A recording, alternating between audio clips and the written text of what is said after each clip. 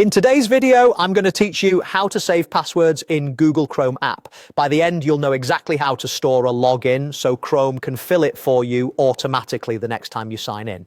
Start by opening the Chrome app on your phone.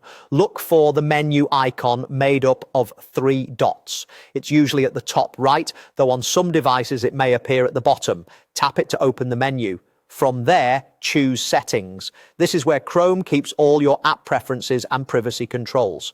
Inside Settings, tap Autofill and Passwords. This section manages saved logins, payment methods, and addresses. Next, select Google Password Manager. Think of this as the secure vault connected to your Google account that stores and syncs your credentials across devices when you're signed in. You may be asked to verify your identity with your device's PIN, fingerprint, or face unlock. That's normal and helps keep your information protected.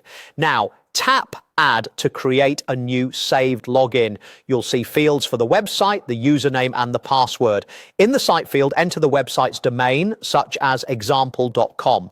Avoid extra text like HTTP or long page addresses, and double-check spelling so Chrome can recognize the site later. For the username, type the exact username or email you use for that account. Take a second to confirm there are no spaces or typos. Move to the password field and enter the password you use for that website. If you're creating a new account elsewhere, aim for a strong, unique password. Length, a mix of letters, numbers, and symbols, and avoiding reused passwords are all good practices. If you paste a password, make sure it's complete and not truncated.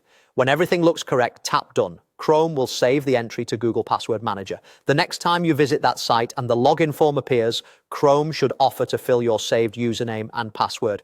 If it prompts you to authenticate before filling, that's an extra layer of security. If you ever need to update or remove this login, go back to Google Password Manager from the same settings path, find the entry and edit or delete it.